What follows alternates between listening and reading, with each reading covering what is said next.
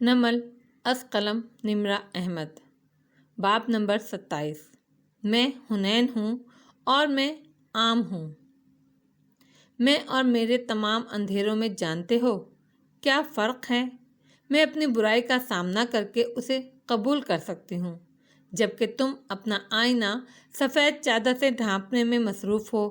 میرے اور تمہارے گناہوں میں فرق یہ ہے کہ جب میں گناہ کرتی ہوں تو میں جانتی ہوں کہ یہ گناہ ہے۔ جب تم اپنے من گھڑت شرابوں کا شکار ہو جاتے ہو، میں ایک جل پری ہوں۔ میں جانتی ہوں میں سمندر کی لہروں پر رقص کرتے کتنی حسین دکھتی ہوں، مگر میں یہ بھی جانتی ہوں کہ اسی سمندر کی تہ میں ہڈیاں اور گوشت چیر پھاڑ کر کھا سکتی ہوں۔ تم ایک جادوگر ہو، ایک شعبدہ باز۔ تمہارے منتر تمہاری ہیر پھیر کی باتیں ہیں، جہنم کے ابلتے کڑاہوں جیسی باتیں۔ پھر تم اپنے گرد سفید چادر لپیٹتے پھرتے ہو، پھر بھی تم انصاف کی سفید بگ لگائے گھومتے ہو۔ سی جوائے سی بیر سے انتخاب۔ ہاشم کاردار قدم قدم کمرہ عدالت میں آگے بڑھ رہا تھا۔ اس کی نگاہوں کے سامنے ہر شے سست روی سے ہوتی دکھائی دے رہی تھی، جیسے کوئی گونگی سلو موشن فلم پردے پر چل رہی ہو۔ آوازیں بند ہوں، بس لب ہلتے دکھائی دے رہے ہوں۔ ہاشم اجنبی گمسم نگاہوں سے سب کو دیکھتا اپنی کرسی پر بیٹھا، کمر کرسی کی پشت سے لگائی، بائیں گھٹنے پر دائیں ٹانگ رکھی۔ وہ ابھی تک ذہنی طور پر شل تھا، سن تھا۔ اسے محسوس ہو رہا تھا کہ جیسے پس منظر میں کوئی اداس گیت گنگنا رہا ہو۔ اس گیت میں اعتبار ٹوٹنے کا کرب تھا، ارمانوں کا لہو تھا، جیسے کوئی اپنے ساتھ چھوڑ کر غیروں کی صف میں شامل ہو گیا ہو۔ وہ انہی گمسم نگاہوں سے پیچھے کرسیوں پر بیٹھی آبدار کو دیکھے گیا۔ وہ وقت کاٹنے کو اپنا سیل فون کے ساتھ لگی تھی اور مسلسل جھنجھلائی ہوئی تھی۔ وہ آن ہو کے ہی نہیں دے رہا تھا۔ ارد گرد کاغذ کھڑکنے، سرگوشیاں، جج صاحب کی ہتھوڑی، ہر شے کی آوازیں یوں سنائی دیتی تھیں گویا دور کسی گہری کھائی سے آ رہی ہوں۔ اس کا دل ٹوٹا تھا۔ اسے لگتا تھا ابھی تک سینے سے خون رس رہا ہے۔ کٹہرے میں موجود میری NGO کے سامنے زمر کھڑی تھی۔ ہاشم نے بدقت توجہ ادھر مبذول کرنی چاہی۔ یہاں سے اسے سیاہ کوٹ والی زمر کی پشت پر گھنگریالی پونی دکھائی دیتی تھی، جو اس کے بولتے ہوئے بار بار چہرہ ہلانے کے باعث جھول رہی تھی، یا پھر چند قدم اوپر کھڑی سپاٹ چہرہ لیے میری دکھائی دیتی تھی۔ ان دونوں کے بیچ خلا تھا۔ ہاشم کا دماغ خلا میں اٹکنے لگا۔ میری NGO، آپ کتنے سال سے جواہرات کاردار کی ملازمہ ہیں؟ شل ہوتے ذہن سے اس نے زمر کو سپاٹ انداز میں پوچھتے سنا۔ 12 سال سے۔ آپ کا تعلق کس ملک سے ہے؟ فلپائن سے۔ کیا آپ کی ایجنسی، جس کے توسط سے آپ کاردار صاحب کے پاس آئی تھیں، آپ کو کسی دوسرے گھر میں کام کرنے کی اجازت دیتی ہے؟ نہیں، یہ قانوناً جرم ہے۔ ایک وقت میں ایک ہی گھر میں کام کر سکتی ہوں میں۔ وہ سپاٹ انداز میں سوالوں کا جواب دے رہی تھی۔ میری، کیا آپ اس نوجوان کو پہچانتی ہیں؟ زمر نے بازو لمبا کر کر ادھر بیٹھے سعدی کی طرف اشارہ کیا۔ وہ آج نیلی جینس پر سفید ٹی شرٹ پہنے ہوئے تھا اور بھوری آنکھوں میں شدید چبھن لیے میری کو دیکھ رہا تھا۔ میری نے ایک سرسری سی نگاہ اس پر ڈالی۔ یہ سعدی یوسف ہیں، زمر چہرہ اس کی طرف کر کے پوچھ رہی تھی۔ آپ کی سعدی یوسف سے پہلی ملاقات کب ہوئی؟ 8 سال پہلے یہ قصر آیا تھا اور میں نے اس کے آگے دروازہ کھولا تھا۔ اس کے بعد آپ کی کب ملاقات ہوتی تھی اس سے؟ جب بھی یہ قصر آتا، میں ہیڈ ہاؤس کیپر تھی تو ظاہر ہے ملاقات ہو جاتی تھی۔ کیا آپ دونوں کبھی ذاتی نوعیت کی گفتگو کرتے تھے؟ میری نے لمحے بھر کو توقف کیا اور نیچے بیٹھے سعدی کو دیکھا، پھر نظریں زمر پر جما دیں۔ جی نہیں، یعنی آپ نے اپنے بیٹے کے کینسر اور علاج کے بارے میں سعدی سے کبھی گفتگو نہیں کی؟ جی نہیں، میرا اس سے ایسا تعلق نہیں تھا کہ اپنے ذاتی معاملات اس سے ڈسکس کرتی۔ سعدی بس اسے اسی طرح دیکھتا رہا، ملامت سے، افسوس سے۔ اوکے، زمر نے اسبات میں سر ہلایا۔ میری NGO، کیا یہ درست ہے کہ آپ نے مسز کاردار کا نیکلس چرایا تھا، جس کی بنا پر انہوں نے آپ کو नौकरी से बर्खास्त करके डिपोर्ट करने का हुक्म जारी किया था। ये गलत है। मैंने कभी चोरी नहीं की, ना मुझे नौकरी से निकाला गया था। और क्या ये भी गलत है कि डिपोर्ट करने के बजाय गैर कानूनी तौर पर नौशेरवा कारदार ने आपको कोलंबो भेज दिया था, जहां 8 माह तक आप सादी यूसुफ की केयर टेकर हो रही? यह गलत है। मैं ज़िंदगी में कभी कोलंबो नहीं गई। मेरा पासपोर्ट इस बात का सबूत है। वो गर्दन अकड़ा कर बोली थी। बार बार वो ताइदी नज़रों से हाशिम को भी देखती थी, मगर वो उस वक्त गायब दिमागी के आलम में बैठा था। तो आप कह रही हैं आप कभी कोलंबो के उस होटल में गई ही नहीं हैं, ना उसके तहखाने में जहां मेरे मौकल को कैद रखा गया था? जी हाँ, मैं कभी वहां नहीं गई। और ना ही आप सादी यूसुफ को हब्से बेजा में रखने के बारे में जानती हैं? जी नहीं, मैं कुछ नहीं जानती। तो फिर आप 21 मई से 22 जनवरी तक इन 8 माह में कहाँ थी मैरी एनजीओ? मैं कसरे कारदार में मुलाजमत कर रही थी और मैं ऑफिस की पार्टीज की प्लानिंग भी करती थी। सब नौकर गवाह हैं। मैं कसर में थी इस दौरानिए में। जुमर अपनी मेज़ की तरफ आई और कागजात का एक पलंदा उठाकर ऊपर जज साहब के साथ खड़े आदमी को थमाया, जिसने उसे डेस्क पर ला रखा। यह कसरे कारदार की पिछली 8 माह की उन तमाम पार्टीज की तस्वीर कहानी है जो मुख्तलिफ फोटोग्राफर्स ने कवर की थी। ये उन फोटोग्राफर्स के मेमोरी कार्ड्स का डेटा है और इनमें किसी एक तस्वीर में भी मैरी एनजीओ नज़र नहीं आती, जबकि ये दूसरी फाइल, उसने इशारा किया, इसमें शादी के अगवा से 1 साल कबल की पार्टीज का डेटा है और हर पार्टी में मेरी पस मंज़र में कहीं ना कहीं नज़र आ जाती हैं। मैरी एनजीओ, आपके पास क्या सबूत है कि आप इन 8 माह में पाकिस्तान में ही थीं? Objection your honour. हाशिम कदर सुस्त रवि से कहता हुआ खड़ा हुआ। कानून के मुताबिक बर्डन ऑफ प्रूफ इस्तगासा के ऊपर है, यानी जो शख्स इल्ज़ाम लगाता है उसे ही सबूत ढूंढ कर लाने हैं। योर ऑनर, फिर मैं कोर्ट से इस्तदा करूंगी कि हाशिम कारदार के घर के तमाम CCTV रिकॉर्ड को अदालत में मंगवाया जाए और हमें तारीखों के साथ दिखाया जाए कि मैरी एनजीओ इस वक्त घर में थी। जज साहब ने हाशिम को देखा ही था कि वो खंकार कर बोला, योर ऑनर, फरवरी में हमारे कंट्रोल रूम में शॉर्ट सर्किट के बायस आग लग गई थी। घर के मुलाजिम और मेरे ख़ानदान वाले गवाह हैं इस बात के। हमारा DVR जल चुका है। इसी बात का इस्तगासा फ़ायदा उठा रही हैं। रियली हाशिम? जुमर अब्रू हैरत से उठाती इसके करीब आई और आहिस्ता से बोली, आपकी क्रिएटिविटी इससे ज़्यादा अच्छी बहाना ढूंढ सकती थी। इतना पुराना हीला क्यों? हाशिम ने शाने उचकाए। वाकई मैं ज़्यादा अच्छा बहाना कर सकता था। आइंदा ऐसा नहीं होगा, वो आपके संभल कर सरगोशी में बोला था। जुमर ने 27 से सर को खम दिया और वापस जज साहब की तरफ आई, जो इसके एतराज़ पर रूलिंग दे रहे थे। क्या आप कभी जरिंगा उबैद से मिली हैं? जुमर ने वापस मैरी से सवाल पूछा तो हाशिम ने चौंक कर फौरन आबदार की तरफ देखा। आबदार सामने देख रही थी। वो हाशिम को नज़रअंदाज कर रही थी। मैरी ने जवाब देने में चंद लम्हे लगाए, फिर कहा, जी, उनकी बीमारी के दौरान मैंने सुना है आपने इनकी बहुत खिदमत की। बल्कि ये तस्वीर भी हमारे पास जिसमें आप उनके सर्व करती नज़र आ रही हैं।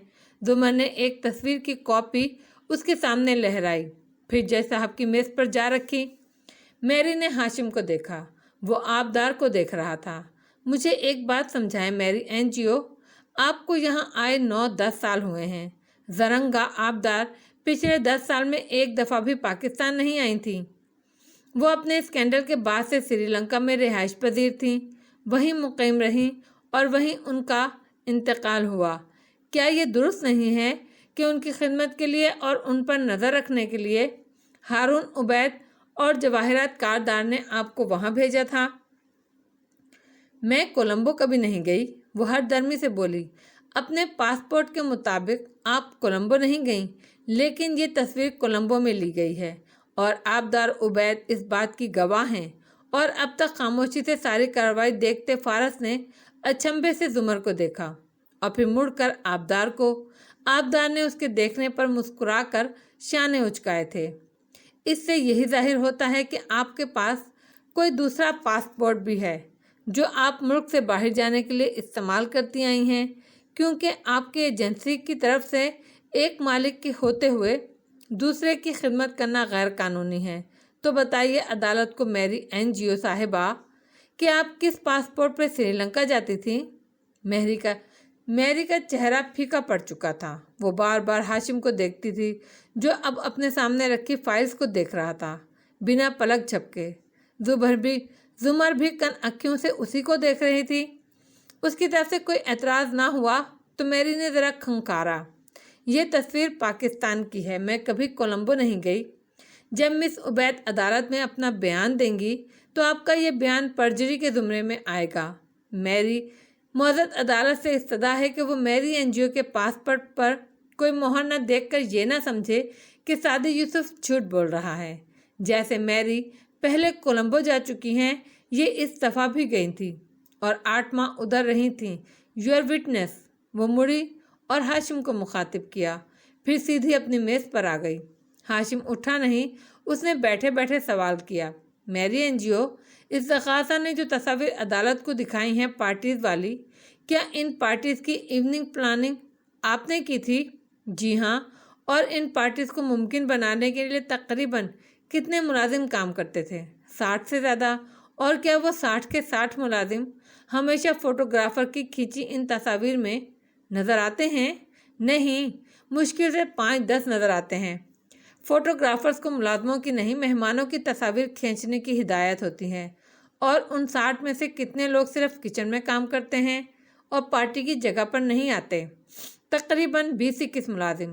اور کیا یہ درست نہیں ہے کہ اپنے بیٹے کی بیماری کی وجہ سے آپ کچن اور اس کے ساتھ بنے اپنے کمرے میں زیادہ سے زیادہ وقت گزارنے لگی تھیں اور باہر کم نکلتی تھیں؟ Objection your honour. زمر نے بیزاری سے کہا، ہاشم کاردار لیڈنگ کوسچن پوچھ رہے ہیں، گواہ کی کسی جواب کی طرف رہنمائی کرنا، سوال میں ہی جواب بتا دینا یا اس کے منہ میں الفاظ ڈالنا لیڈنگ کوسچننگ پوچھنا کہلاتا ہے۔ یور آنر، یہ مسز زمر کا گواہ ہے، میں تو اس کو کراس کر رہا ہوں، میں لیڈنگ کوسچن کر سکتا ہوں۔ اوورالڈ، وہ کراس کے دوران لیڈنگ سوال پوچھ سکتے ہیں۔ جج صاحب نے اعتراض رد کیا تو زمر سر جھٹک کر رہ گئی۔ میری بولنے لگی، جی میں زیادہ تر نیچے کچن میں رہتی تھی اور پارٹیز میں میرا دل نہیں لگتا تھا۔ میری NGO، کیا یہ درست ہے کہ سونیا کاردار کی سالگرہ پر یعنی شادی کے اغوا سے چند دن قبل آپ کی شادی سے ملاقات ہوئی تھی؟ جی، وہ پارٹی میں آیا تھا اور میں چونکہ کچن میں ہوتی تھی اور کچن گھر کے پچھلی طرف ہے تو میں نے اسے وہاں ٹہلتے دیکھا تھا۔ وہ کسی سے فون پر بات کر رہا تھا۔ اور کیا آپ بتائیں گی کہ وہ کیا بات کر رہا تھا؟ سعدی حیرت سے آگے کو ہوا۔ میری فرفر بولنے لگی، وہ ایک نمبر دہرا رہا تھا اور وہ جھنجھلایا ہوا لگ رہا تھا۔ وہ کہہ رہا تھا کہ وہ جلد ہی چند ماہ کے لیے منظر عام سے غائب ہو جائے گا اور آرام سے JK5 فیسلٹی پہ آ کر پوری لگن سے کام کرے گا۔ اور اس نے کچھ ایسا بھی کہا تھا کہ ڈیزائننگ مکمل ہو گئی ہے، اب صرف ان کو اس میزائل کی میکنگ پر کام کرنا ہے، اور یہ بھی کہ وہ رقم کا انتظام کر رہا ہے۔ وہ بے چینی سے اٹھی۔ Your owner, Hashim Kardar case کو کہاں سے کہاں لے جا رہے ہیں؟ ان بے بنیاد باتوں کا اس کیس سے کیا تعلق ہے؟ نہیں جناب عالی، میں صرف وہ وجہ عدالت کے سامنے رکھ رہا ہوں جس کی بنیاد پہ سعدی یوسف نے میرے گھر سے نیکلس چرایا، اور چونکہ وہ دیکھ چکا تھا میری اس کی باتیں سن چکی ہے، اس لیے اس نے میری کو اس کیس میں گھسیٹنا چاہا، اس بات کی پرواہ کیے بغیر کہ وہ ایک بیمار بچے کی ماں ہے۔ عدالت کی اطلاع کے لیے عرض ہے کہ JK5 شوال میں واقع ایک مسجد کے انڈر گراؤنڈ بنی ایک دہشت گرد اماج گاہ ہے جہاں وہ اسلحہ تیار کرتے ہیں۔ دفاع آج بھی اپنی اس بات پر قائم ہے یور آنر کہ سعدی یوسف نے صرف اپنی غیر قانونی سرگرمیوں پر پردہ ڈالنے کے لیے اور لوگوں کی ہمدردیاں لے کر ایک اسٹار بن جانے کے لیے یہ ڈرامہ رچایا ہے۔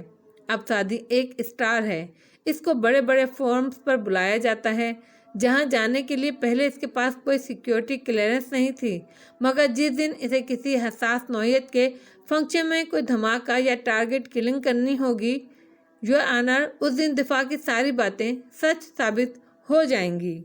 وہ اب گواہ کو واپس بھیج رہا تھا اور زمر اور سعدی ایک دوسرے کو اچنبھے سے دیکھ رہے تھے۔ پیچھے بیٹھا فارس نگاہیں آخر میں بیٹھے شخص پر جمائے ہوئے تھا۔ وہ لیاقت علی خان کی سی اینک والا ادھیڑ عمر شخص زنانہ انداز میں ٹانگ پر ٹانگ رکھے بیٹھا خاموشی سے ساری کارروائی دیکھ رہا تھا۔ اب ایک دوسرے گواہ کو پیش کیا جا رہا تھا۔ ایسے میں فارس اٹھا اور موبائل پر بٹن دباتا سر جھکائے اس آدمی کے قریب آ بیٹھا۔ اس شخص نے محض ایک دفعہ فارس کو دیکھا، پھر سامنے دیکھنے لگا۔ زمر اس گواہ سے سوالات پوچھ رہی تھی جبکہ فارس جیب سے قلم کاغذ نکال رہا تھا۔ پھر وہ گھٹنے پر کاغذ رکھے موبائل اسکرین سے چند نمبر دیکھ کر اتارنے لگا۔ غیر آرامدہ پوزیشن میں رکھنے کے باعث یک قلم اس کی انگلیوں سے پھسلا اور اس شخص کے قدموں میں جا گرا۔ اوہ ہو، فارس جھنجھلایا۔ اس آدمی نے سرسری سی نظر اس پر ڈالی، پھر جھکا اور قلم اٹھا کر فارس کی طرف بڑھایا۔ جزاک اللہ خیرن کثیرن۔ وہ مشکور سا قلم کو کونے کنارے سے تھامتا اٹھ کر کھڑا ہوا اور اپنی چیزیں سنبھالتا باہر کی جانب بڑھ گیا۔ باہر نکلتے ہی اس نے ایک اور پلاسٹک بیگ جیب سے نکال کر احتیاط سے قلم اس میں ڈال کر سیل کیا۔ پھر میسج کیا موبائل پر، اس آدمی کے فنگر پرنٹ لے لیے ہیں، فیشل ریکگنیشن سے کچھ نہیں ملا تو شاید فنگر پرنٹ سے مل جائے۔ میں کچھ دیر میں تمہاری طرف لا رہا ہوں یہ سب، مجھے پتہ کر کے دو کون ہے یہ۔ اپنے ایک پرانے کولیگ کو پیغام لکھ کر اس نے احتیاط سے قلم کا پیکٹ جیب میں ڈالا اور پھر مڑا ہی تھا کہ ٹھٹک گیا۔ آبدار اس کے پیچھے کھڑی تھی، سرخ رومال سر پر باندھے اور اس سے نکلتے سرخ سیدھے بالوں کو چہرے کے ایک طرف ڈالے، بلی جیسی گرے آنکھیں اس پر جمائے وہ مسکرا رہی تھی۔ آپ؟ وہ لمحے بھر کو چپ ہوا۔ میریو اینجو والی فوٹو میں نے صبح مسز زمر کو دی تھی، اس نے مسکرا کر اطلاع دی۔ دیکھیں آبدار، اگر تو میں آپ سے معافی مانگنا چاہتی تھی۔ وہ اتنی سادگی سے گویا ہوئی کہ فارس کے الفاظ لبوں پر ٹوٹ گئے۔ وہ اس شے کی توقع نہیں کر رہا تھا، ناسمجھی سے اسے دیکھے گیا۔ اس روز جو میں نے کیا وہ غلط تھا یا اس کا طریقہ غلط تھا، وہ ندامت سے کہہ رہی تھی۔ نظریں نہ جھکی تھیں نہ ہاتھ مل رہی تھی، بلکہ سینے پر بازو لپیٹے اس کی آنکھوں میں آنکھیں ڈالے مدھم آواز میں کہہ رہی تھی، میں نے آپ کو یوں بلایا اور آپ کو اوائڈ کرنے کے لیے حنین کو بھیجنا پڑا۔ آئی ایم سوری کہ میں نے اپنا غلط امپریشن ڈالا۔ آپ بھی کیا سوچتے ہوں گے؟ اس نے افسوس سے چچ کیا۔ میری زندگی میں فارس بہت لوگ نہیں ہیں، صرف بابا ہیں، اور ان کے پاس میرے لیے وقت نہیں ہوتا تو میں دوسرے لوگوں سے خود کو زبردستی اٹیچ کرنے لگ جاتی ہوں۔ ذرا مجھ سے کوئی ہمدردی سے بات کرے تو میں اس کو اپنا گائیڈ، اپنا دوست مان لیتی ہوں۔ کتنی کوئی بیچاری ہوں نا میں۔ ایسی بات نہیں ہے، وہ خفت سے بولا۔ آبدار زخمی سا مسکرائی۔ ایسی ہی بات ہے۔ مجھے اگر ثبوت دینا تھا تو مجھے بدلے میں آپ سے آپ کا وقت نہیں مانگنا چاہیے تھا۔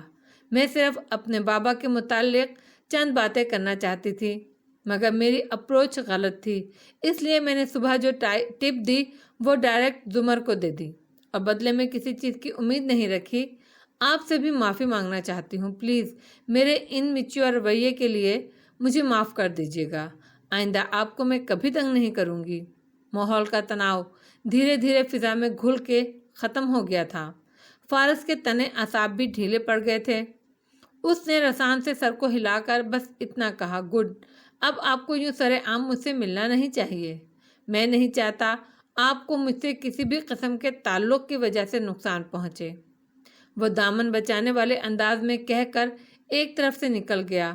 قوی امید تھی کہ وہ پیچھے سے پکارے گی، کوئی نئی بات کرے گی، نیا موڑ دے گی، مگر اس نے نہیں پکارا۔ وہ راہداری میں آگے بڑھتا گیا۔ سماعت ختم ہو چکی تھی اور تمام افراد باہر آ رہے تھے۔ ہاشم بھی سامنے سے چلا آ رہا تھا۔ فارس اس سے لاتعلق سا ساتھ سے گزرنے لگا تھا جب ہاشم نے اس کے کاندھے سے اپنا کاندھا چھوا۔ فارس ٹھہر گیا۔ یہ مت سمجھنا کہ مجھے خبر نہیں ہے، یا یہ کہ میں تمہیں معاف کر دوں گا۔ جو تم کر رہے ہو نا، اس کا حساب دو گے تم؟ اور ایک سرخ انگارہ سی نظر فارس پر ڈالی۔ اوہ، فارس نے فکرمندی سے لب سکیڑے۔ میں ڈر گیا، دیکھو میرے ہاتھ بھی کانپ رہے ہیں۔ ہاشم خاموشی سے آگے بڑھ گیا تو فارس نے سر جھٹکا اور موبائل نکالتے ہوئے قدم مخالف سمت بڑھا دیے۔ پارکنگ لاٹ کی طرف بڑھتی آبدار مسکراتی ہوئی سوچ میں گم چلتی جا رہی تھی، جب پیچھے سے کسی نے اسے کوہنی سے پکڑ کے موڑا۔ وہ جھٹکا کھا کر مڑی۔ سامنے جواہرات سرخ انگارہ آنکھوں کے ساتھ اسے گھور رہی تھی۔ جو تم نے کیا ہے نا، اس پر تمہاری جان بھی لے سکتی ہوں، وہ زخمی سا غرائی۔ آبدار نے حیرت سے اسے دیکھا۔ میں نے کیا کیا ہے؟ بنو مت، مجھے کہا وہ ویڈیو ضائع کر دی ہے اور خود ہاشم کو دے دی۔ مجھے میرے بیٹے سے دور کرنا چاہتی ہو؟ اوہ، آبدار نے چونک کر اسے دیکھا۔ ہاشم نے دیکھ لی وہ، مگر میں نے اسے نہیں دی۔ سنو تم، وہ نفرت سے انگلی اٹھا کر پھنکاری۔ جواہرات کے پیچھے آبی دیکھ سکتی تھی کہ دور راہداری کے دوسرے سرے پہ زمر، سعدی، حنین اور فارس ندرت کے ساتھ کھڑے تھے۔ سب سے زیادہ نمایاں زمر نظر آ رہی تھی، اونچی گھنگریالی پونی کے باعث، جو اس کا سر ہلانے سے جھولنے لگی تھی۔ وہ مسکرا کر فارس سے کچھ کہہ رہی تھی، کوئی جلا کٹا تبصرہ، اور وہ بھی شاید جواب میں کوئی برابر کا جملہ کس رہا تھا۔ اور حنین ہنس رہی تھی۔ تم نے میرے ساتھ اچھا نہیں کیا، میں تمہارے ساتھ وہ کروں گی کہ اب تم… وہ ویڈیو ہاشم کو زمر نے دی ہے، میں نے نہیں، وہ تیزی سے بولی تھی۔ میں نے تو اس کو ضائع کر دیا تھا، مگر زمر اور اس کی وہ چھوٹی بھتیجی، ان دونوں نے مجھے ڈنر پر بلایا، میرا ٹیپ ہیک کیا، ڈیٹا کاپی کیا اور چلتی بنی۔ یہ میری کی تصویر بھی وہیں سے ملی ان کو۔ میں ان کی مخبر نہیں ہوں، ان لوگوں نے مجھے استعمال کیا ہے۔ جواہرات ٹھہر گئی، مگر پھر نفرت میں ڈوبی بے یقین نظروں سے اسے دیکھ کر نفی میں سر ہلایا۔ مجھے یقین نہیں ہے تو ہاشم سے پوچھ لیں، میں نے اسے ایسا کچھ نہیں دیا، ان لوگوں نے ہی دیا ہوگا۔ جان لینی ہے تو شکار سامنے کھڑا ہے۔ وہ شانے اچکا کر اپنا بازو چھڑاتی واپس مڑ گئی۔ جواہرات غصے سے پھنکارتی کھڑی رہ گئی، ایک نظر مڑ کر اس دور جاتی خوش باش فیملی کو دیکھا اور پھر پیر پٹکتے آگے بڑھ گئی۔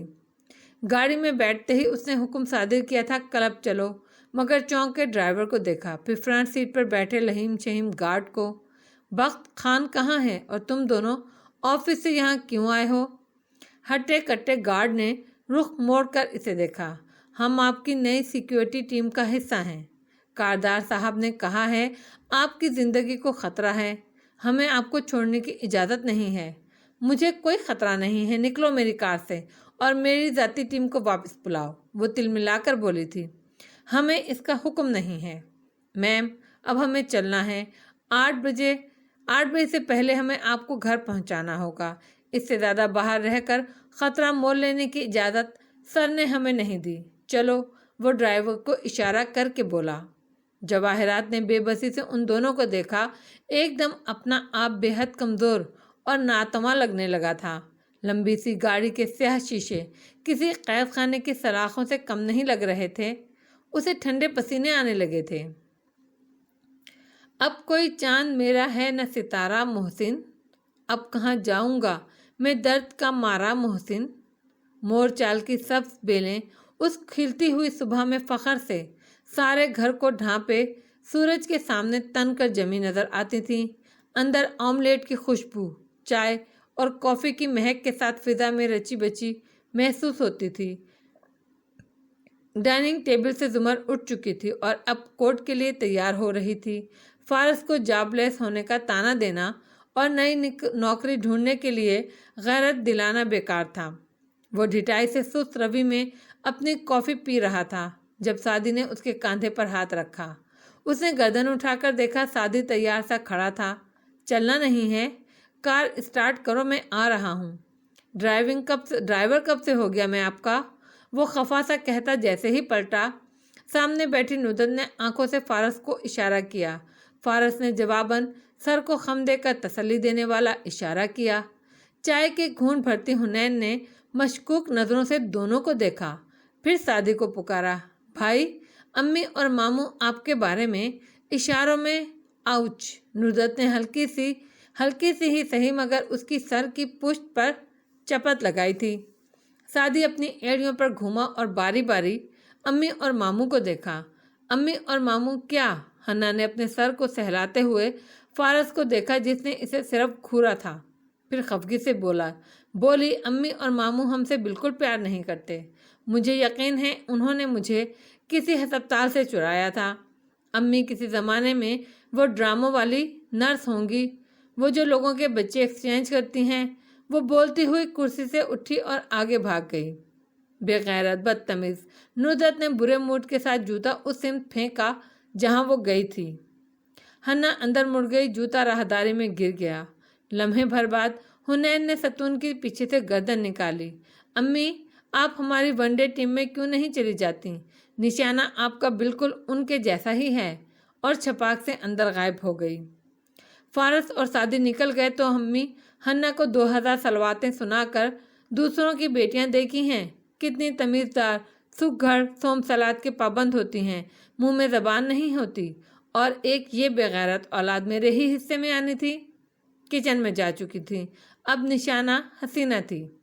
ठीक से गूंधो आटा और ये रोज़ रोज़ नया सोने का जेवर चढ़ाकर काम करने ना आया करो।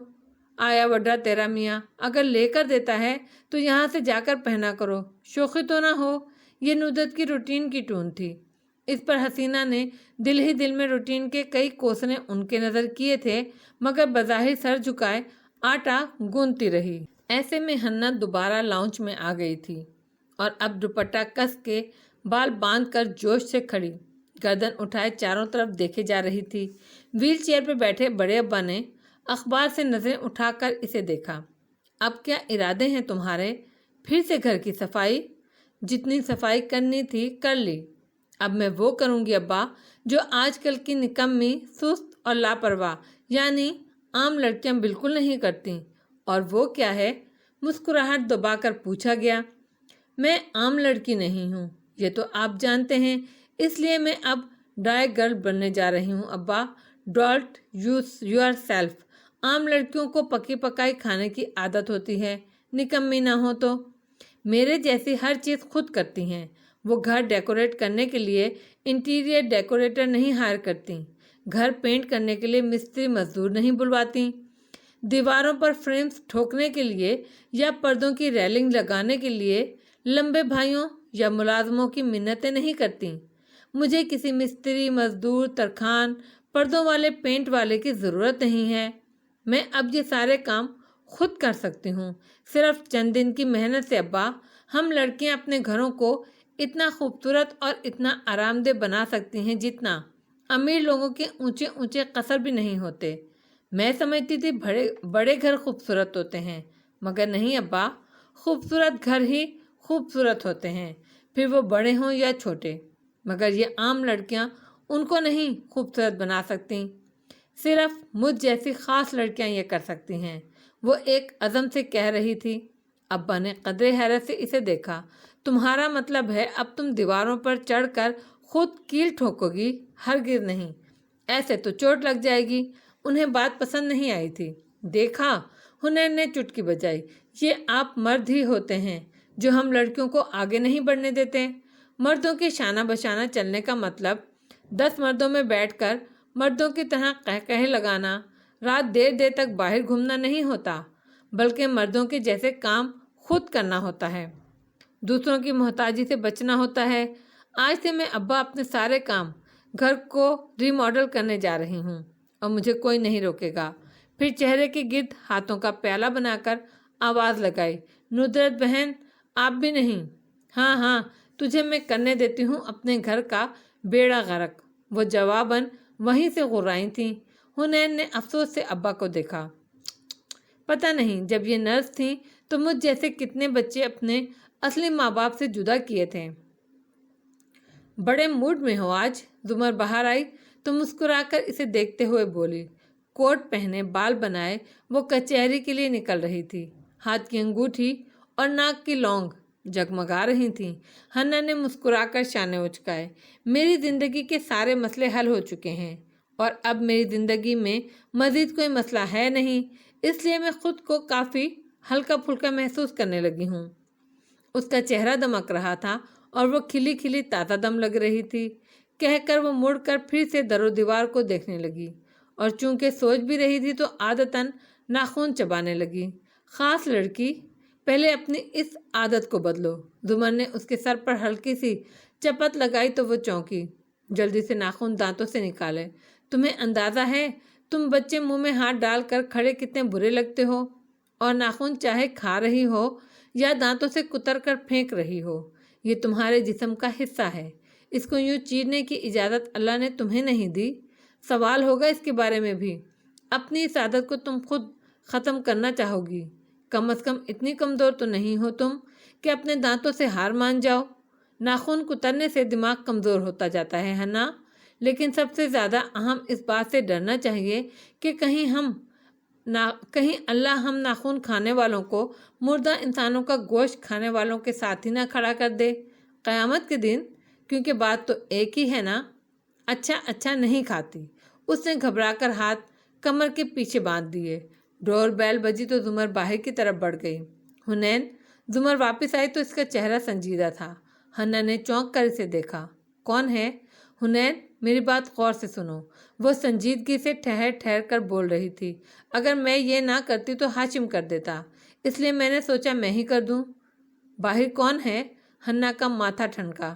وہ جو بھی ہے اور اس کے پاس جو کچھ بھی ہے، اگر تم چاہو تو ہم اس کو روک سکتے ہیں، تمہیں ملک سے باہر بھجوا دیں گے، لیکن اگر تم اسے وصول کرنا چاہو تو۔ زمر کی آواز پس منظر میں چلی گئی۔ حنین بالکل سن سی کھڑی رہ گئی۔ لمحے کے 1000ویں حصے میں اس کو معلوم ہو گیا تھا کہ باہر کون تھا۔ وہ دروازے کی جانب بڑھی۔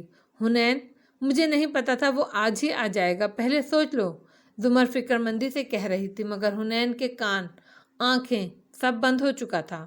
وہ ہوا میں قدم رکھ رہی تھی، بادلوں پر چل رہی تھی۔ اس نے دروازہ کھولا، پورچ خالی تھا۔ وہ گیٹ تک آئی، چھوٹا دروازہ کھول دیا۔ سامنے کورٹ کا ملازم کھڑا تھا۔ حنین یوسف خان، آپ ہیں؟ اس نے نام پڑھ کر دہرایا۔ حنین نے بنا پلک جھپکے سر اسبات میں ہلایا۔ اس کا بدن دھیرے دھیرے کانپنے لگا۔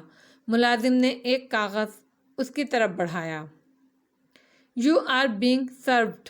حنین نے کپاتے ہاتھوں سے کاغذ تھاما اور پھر قلم سے اس جگہ دستخط کرنے لگی جہاں وہ کہہ رہا تھا، آپ کو اس درج کی گئی تاریخ پر کورٹ میں پیش ہونا ہے، آپ کو بطور گواہ طلب کیا گیا ہے، وہ کہہ رہا تھا، اور حنین اس کاغذ کو پڑھ رہی تھی۔ اس کی رنگت سفید پڑ رہی تھی۔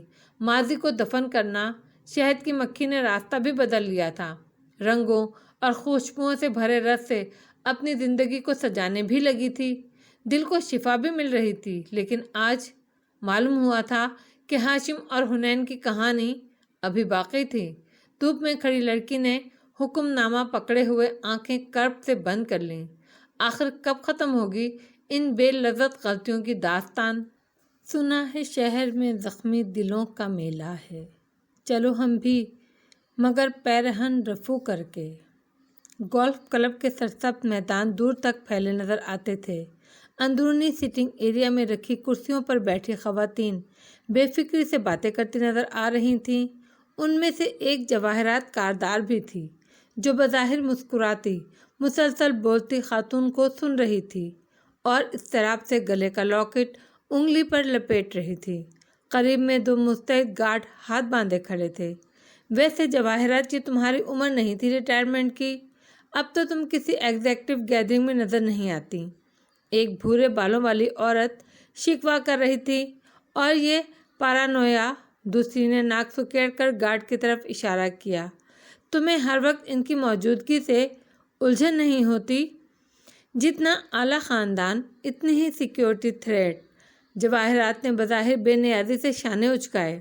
ہاں، مگر لوکیشن کو گارڈ کرنا زیادہ بہتر ہے، پرسن کو گارڈ کرنے سے ان کو سارا ایریا کو کور کرنا چاہیے، نہ کہ تمہارے سر پر کھڑے ہو کر ہماری باتیں سننی چاہیے۔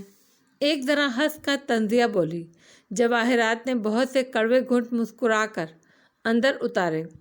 ان کو ہوشیار رہنا پڑتا ہے آئلہ، کہ کہیں کوئی فرسٹریٹڈ سوشلائسٹ اپنے بوٹیکس گون رونگ کا غصہ میرے کھانے میں زہر ملا کر نہ اتارے۔ یا کوئی دوسری خاتون کا چہرہ دیکھا۔ زیادہ فرسٹریٹڈ ایجنگ عورت اپنے شوہر کے اس کے فائنینشیل ایڈوائزر سے چلتے افیئر سے تنگ آ کر مجھے نقصان پہنچانے کی کوشش نہ کرے۔ پیرانویا، سیکیورٹی تھریٹ۔ مسکرا کر اس نے گلاس اٹھایا اور چیئرز کسی انداز میں اوپر لہرایا، مگر دونوں متعلقہ خواتین کے چہرے سیاہ پڑ چکے تھے۔ کوئی گلاس نہ ٹکرایا تو وہ مسکرا کر اپنے مشروب کے گھونٹ بھرنے لگی۔ اس کا اندر ابھی تک جل رہا تھا۔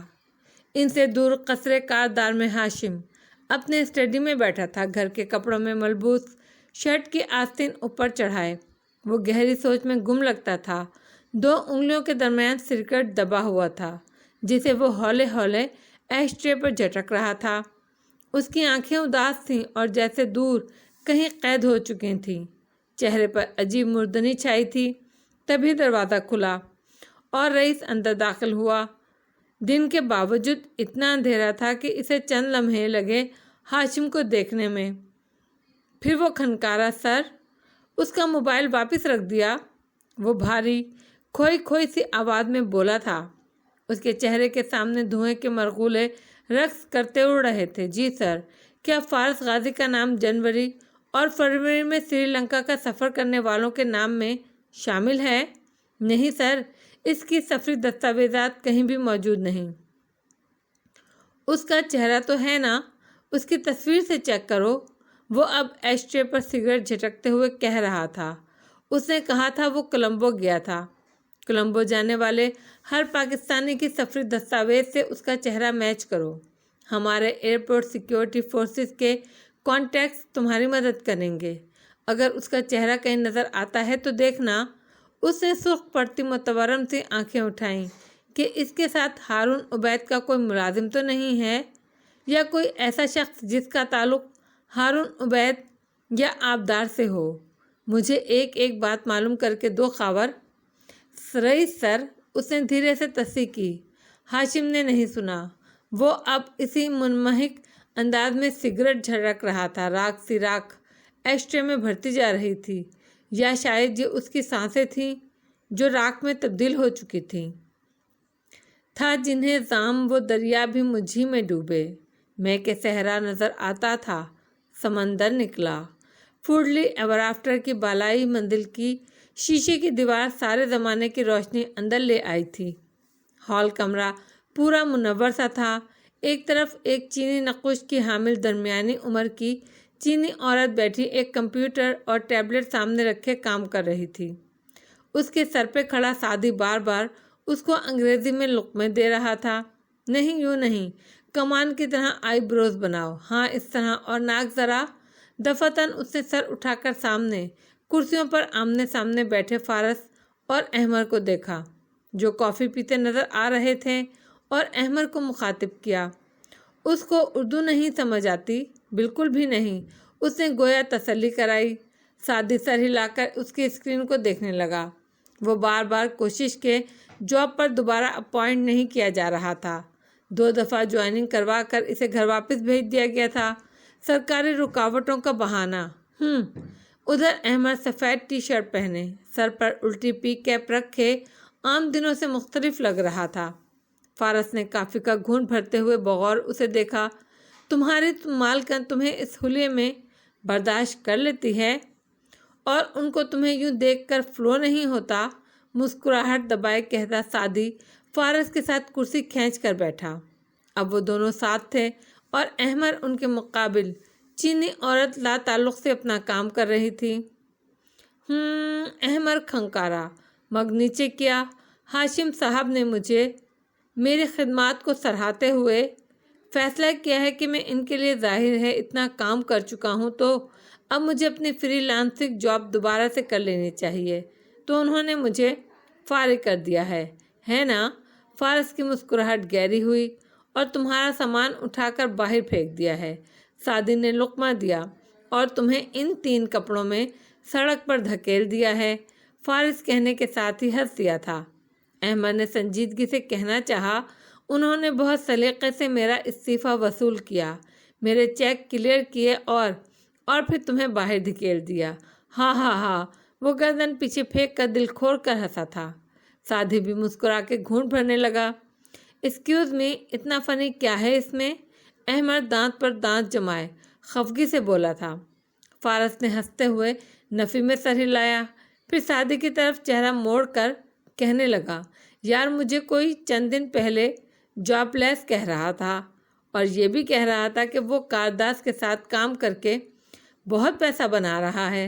सादी तेज़ी से बोला, और ये कि हम उसकी तरक्की से जल रहे हैं, और मैंने सुना है वो कारदास के लिए किए गए अपने सारे काम जस्टिफाई भी कर रहा था। सादी इसके फ़िक्रे मुकम्मल कर रहा था और मैंने उसे कहा कि कारदास की नौकरी छोड़ो क्योंकि ये तुम्हें इस तरह एक दिन पटक देंगे। तो उसने कहा वो खावर की जगह ले चुका है और अपनी प्यारी मालकिन के लिए नागुज़ीर हो गया है।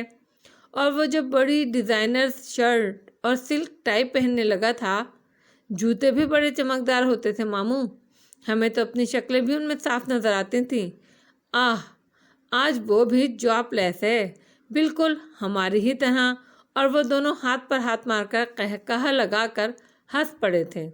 इतने अरसे बाद सादी इतना खुलकर हंसा था। अहमद ने यह सारी बकवास बहुत खामोशी से सुनी और बर्दाश्त की थी। फिर बहुत तहम्मुल से बोला, थैंक यू वेरी मच गाजी, बहुत नवाजिश आपकी, लेकिन मैं आपकी जॉब वैसे ही छोड़ देता। मेरा मकसद तो पूरा हो चुका था। यार सादी, वो क्या चीज़ थी खट्टी सी उस कहानी में? वो थोड़ी को नाखून से रगड़ते मुस्कुराहट दबाए सादी से पूछने लगा। अंगूर मामू, अंगूर। वो अब आखिरी घूंट भर रहा था। हाँ सही। अच्छा तुम क्या कह रहे थे? फिर अहमद की तरफ मुतवज्जा हुआ। सादी अब रुख फेर कर बैठा चीनी औरत को दोबारा से हिदायत देने लगा था। मैं कह रहा था कि दांत पर दांत जमाए वो बर्दाश्त से बोला था कि उस आदमी का पता चला, वो चश्मे वाला। सिर्फ इतना पता चला है कि वो एक घोस्ट है। फारस संजीदा हुआ। अहमद तवज्जो से सुनने लगा। उसकी तस्वीर रिकॉर्ड में नहीं, उसके फिंगरप्रिंट रिकॉर्ड में नहीं है। वो अदालत में दाखिला के वक्त जो आईडी कार्ड दिखाता है वो भी जाली है। मेरा ख्याल है ये वही आदमी है जिसने सादी का पासपोर्ट हाशिम को दिया है और हमारा मेमोरी कार्ड भी उसके पास है। क्या ये हाशिम के लिए काम कर रहा है? सादी ने गर्दन फेर कर पूछा था। हाशिम उसको नहीं जानता। अहमद ने नफ़ी में सर हिलाया था। इसके किसी अंदाज से शनासाई की ज़रा सी भी झलक नहीं दिखती। ये आदमी कोई तीसरा फरीक है और ये तीसरा फरीक हाशिम की मदद कर रहा है सादी को दहशतगर्द साबित करवाने के लिए। फारिस सोचते हुए बोला, ये यकीनन हमारा कोई दुश्मन है। मेरा तो नहीं हो सकता।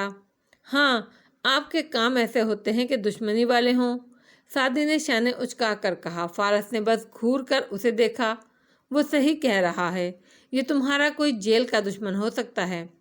मैं किसी का चेहरा नहीं भूलता। ये आदमी जेल में नहीं था मेरे साथ, तो हो सकता है ये किसी और के लिए काम कर रहा हो, मगर ज़्यादा ज़रूरी ये है कि तुम्हारे घर में इनके लिए कौन काम कर रहा है। हमारे घर में ऐसा कोई नहीं है। सादी ने तेज़ी से उसकी बात काटी थी। फारस अलबत्ता खामोशी से कुछ सोचता रहा था। सादी, मैं तुम्हारी फैमिली की बात नहीं कर रहा। कोई मुलाजिम, हमसाया, कोई कॉलोनी की किसी शॉप वाला, कोई भी हो सकता है। ये हो तो सकता है, फारस ने कहा। तो सादी ने कदरे बरहमी से उसे देखा। हमारे घर में कम अज़ कम कोई ऐसा नहीं है जो मुझे दहशतगर्द साबित करवाने की कोशिश करे। कोई ऐसा सोच भी नहीं सकता। रेस्टोरेंट के मुलाजिम भी बहुत पुराने हैं।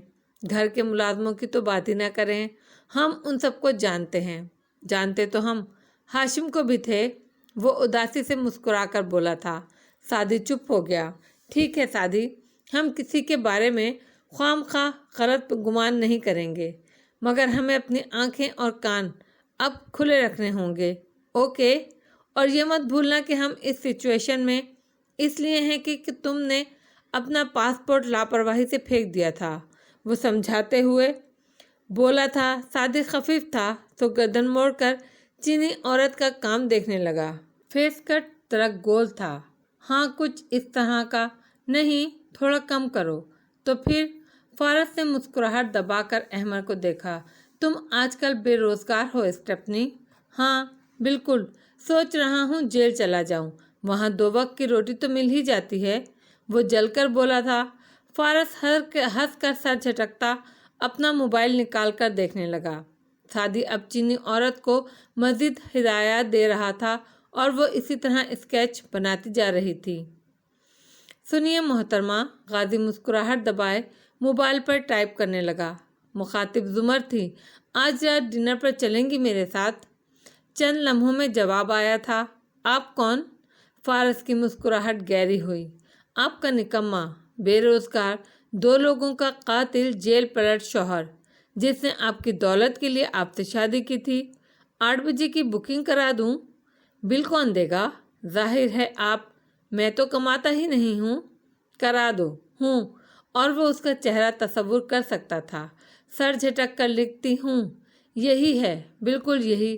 سعدی اب اس عورت کے ساتھ جھک کر کھڑا اسکرین کو دیکھتے ہوئے کہہ رہا تھا۔ اس کی آنکھیں چمک رہی تھیں، بالآخر امید نظر آنے لگی تھی۔ چینی عورت نے اسکرین کا رخ ان دونوں کی طرف پھیرا تو وہ بھی غور سے دیکھنے لگے۔ وہاں ایک خوبصورت نوجوان لڑکی کا چہرہ نظر آتا تھا۔ اسکن ٹون بھی مناسب حد تک بھری جا چکی تھی اور اسکیچ کسی اصل تصویر کے قریب قریب ہی تھا۔ تمہیں یقین ہے اس کے نقوش ایسے ہی تھے؟ فارس نے سنجیدگی سے اسے مخاطب کیا۔ سعدی نے پورے وثوق سے سر اثبات میں ہلایا۔ اس کا نام ڈاکٹر مایا تھا۔ وہ روز میری پٹی کے لیے آتی تھی اور گڈ کاپس جیسی باتیں کرتی تھی۔ مجھے اس کی شکل یاد ہے، 90% یہی شکل تھی اس کی۔ اب کیا کرنا ہے ہمیں؟ اس اہم گواہ کو کیسے ڈھونڈنا ہے؟ اگر تو وہ پاکستانی ہوئی تو مل جائے گی، احمد اپنی جگہ سے اٹھتے ہوئے بولا۔ وہ پاکستانی ہی تھی، جتنی اردو اس کی صاف تھی اور جتنی جلدی وہ مجھے بات بات پر اینٹی بایوٹک کے کورس پر لگا دیتی تھی، وہ پاکستانی ڈاکٹر ہی تھی۔ وہ بہت سنجیدگی سے بولا تھا۔ اسے ہاشم یہاں سے لے کر گیا تھا۔ دوبارہ وہ نظر نہیں آئی۔ یقیناً واپس آ گئی ہوگی، لیکن تم اسے کیسے ڈھونڈو گے احمد؟ بالخصوص اب جب کہ تم جاب لیس ہو۔ فارس نے دھیرے سے فقرہ مکمل کیا۔ احمد نے صرف ایک تیز نظر اس پر ڈالی اور پھر سعدی کو دیکھا۔ یہ کم عمر لڑکی ہے، گریجویٹ ہوئے زیادہ عرصہ نہیں ہوا ہوگا۔ PMDC کے پچھلے 10 سال کے ریکارڈ میں اسے ڈھونڈ لوں گا میں۔ جب تم یہ رقم ایک کاغذ پر چند ہندسے لکھ کر اسے فارس کی طرف بڑھایا، میرے اکاؤنٹ میں جمع کرا دو گے، دوسری صورت میں نہ تو تمہیں اس جیسی اسکیچ آرٹسٹ ملے گی، نہ ہی یہ اسکیچ جو بنایا ہے اس کا ایک بھی پرنٹ آؤٹ ملے گا۔ جس کو بھی ہائر کرو گے وہ ہاشم کو بتا دے گا۔ سو اب فیصلہ کرنے کے لیے تمہارے پاس 10 سیکنڈ ہیں اور وائر ٹرانسفر کے لیے 1 منٹ۔ اور پھر گھڑی دیکھی۔ 59، 68، 67۔ اچھا۔ فارس نے برا منہ بنا کر اسے دیکھا۔ موبائل آن کرتے ہوئے اس کاغذ کو پکڑا۔ نقوش تن گئے تھے اور ماتھے پر بل پڑ گئے۔ وہ منہ میں کچھ بڑبڑاتا ہوا موبائل پر بٹن دبانے لگا۔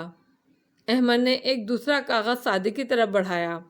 میری کنسلٹی فیس جو آپ ادا کریں گے، کیونکہ آن لائن بینکنگ تو آپ کی بھی ایکٹیو ہے۔ جب سعدی اسے گھورتا رہا تو اس نے زور دے کر کہا، مطلب میں اس اسکیچ کو ڈیلیٹ کرا دوں؟ سعدی نے چٹ پکڑی اور اسے گھورتے ہوئے موبائل نکالا۔ چند لمحوں کی خاموشی کے بعد احمد کے موبائل پر یکے بعد دیگرے 2 نوٹیفیکیشن موصول ہوئے۔ اب بے فکر ہو جاؤ، میں اس لڑکی کو ڈھونڈ نکالوں گا۔ اس نے چینی عورت کو چلنے کا اشارہ کیا تو وہ کسی روبوٹ کی طرح اٹھی اور باہر نکل گئی۔ وہ دونوں اسی طرح تندہی سے اسے گھور رہے تھے۔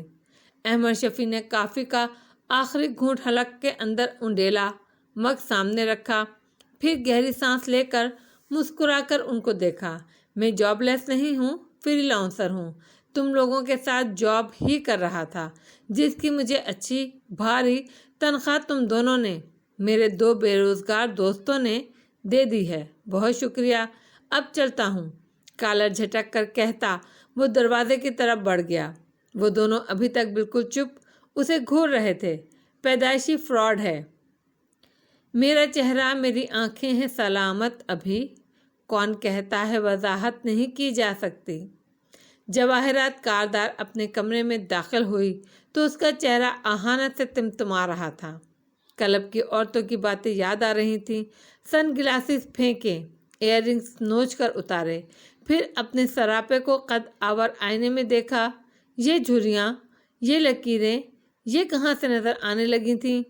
غصے اور پریشانی سے اس نے گالوں پر ہاتھ پھیرا۔ وہ مضطرب تھی، شکست خوردہ تھی۔ وہ کیا کرے؟ کھلے دروازے سے وہ دیکھ سکتی تھی کہ لاؤنج میں میری این جیو اور فیونا ایک ساتھ کھڑی ہو کر کوئی بات دھیمی انداز میں کر رہی تھیں۔ موضوع یقیناً مالکن کی دلچسپ حالت تھی۔ یہاں کھڑے کیا کر رہے ہو؟ جاؤ اپنا کام کرو، جاؤ، وہ چلا کر کفن پھاڑ انداز میں بولی تھی۔ میری پلٹ گئی، فیونا رہ گئی۔ ہاشم صاحب کا حکم ہے، آپ کی طبیعت درست نہیں، آپ کو اکیلا نہ چھوڑوں۔ مجھے آپ کے 10 میٹر قریب کے دائرہ کار میں رہنے کا حکم دیا ہے، اس لیے مجھے آپ کے کمرے کے باہر رہنا ہوگا۔ میں معذرت چاہتی ہوں میم، مگر اس کا انداز معذرت چاہنے والا نہیں تھا۔ وہ اس کی آنکھوں میں آنکھیں ڈال کر بولی تھی، لبوں پر مسکان جلوہ گر تھی۔ دفع ہو جاؤ، اس سے پہلے میں تمہاری جان لے لوں۔ وہ سرخ بھبھوکا چہرے کے ساتھ چلائی تھی۔ فیونا نے ادب سے سر کو خم دیا اور اس کے دروازے کے ساتھ رکھے اسٹول پر جا بیٹھی۔ اس کا انداز فاتحانہ تھا۔ جو کرنا ہے اب کر لو۔ جواہرات اس پر جھپٹنا ہی چاہتی تھی، گویا اسے ناخنوں سے نوچ کھائے گی، مگر اوپر سے زینے اترتا نوشیروان نظر آیا تو وہ رکی۔ وہ بیزار سارا فولیے میں نیچے آتا دکھائی دے رہا تھا۔ شیرو، وہ آنکھوں میں آنسو بھرے اس کی طرف لپکی۔ وہ آخری زینے تک پہنچ گیا تھا۔ ایک بیزار نظر اس پر ڈالی۔ آپ کو کیا ہوا؟ دیکھ رہے ہو تمہارا بھائی کیا کر رہا ہے میرے ساتھ؟ اب اسے پرواہ نہ تھی کہ کون سنتا ہے کون نہیں۔ وہ مجھے سزا دے رہا ہے، وہ مجھے اذیت دے رہا ہے۔ میرا قصور کیا ہے؟ میں نے صرف وہی کرنا چاہا جس سے اس کے مسئلے کم ہوں۔ تو میں کیا کروں ممی؟ وہ اس کے قریب سے گزر کر آگے بڑھ گیا اور سینٹرل ٹیبل سے ریموٹ اٹھا کر ٹی وی آن کیا۔ دیوار پہ نصب دیو ہیکل اسکرین چمک اٹھی۔ جواہرات ہتھیلیوں سے آنکھیں رگڑ کر جلدی جلدی بولی، تم مجھ سے بات کرو، اس سے کہو وہ اپنا رویہ بدلے۔ بھائی میری نسبت آپ کی زیادہ سنتا ہے ممی، آپ دونوں کا آپس میں زیادہ اچھا رابطہ ہے۔ مجھے پٹوانا ہو یا علیشہ کے شیئرز واپس خرید کر مجھے کمپنی سے کک آؤٹ کرنا ہو، ہر چیز آپ دونوں جیسے پہلے طے کرتے تھے ویسے ہی کر لیں۔ نوشیروان، میں تمہاری ماں ہوں، وہ بے یقینی سے چلائی، اور آپ نے مجھے یہی سکھایا ہے۔ وہ ترہم زدہ نظریں اس پر ڈال کر بولا کہ ہمیشہ اپنا مفاد دیکھو، کبھی بڑے بھائی کی غلط باتوں پر اس کو ٹوکو نہیں، بس پیسہ خرچ کرو، سکون سے عیش کرو۔ بزنس کے معاملات، کس کو کب قتل کرنا ہے، کس کو اغوا کرنا ہے، یہ سب ہمیں ہینڈل کرنے دو۔ آپ نے مجھے کبھی کچھ ہینڈل کرنا سکھایا ہی نہیں، کبھی بڑا ہونے ہی نہیں دیا، تو اب میں اس قابل ہی نہیں ہوں کہ آپ کا مسئلہ حل کر سکوں۔ تم، اس کی آنکھوں سے آنسو گرنے لگے،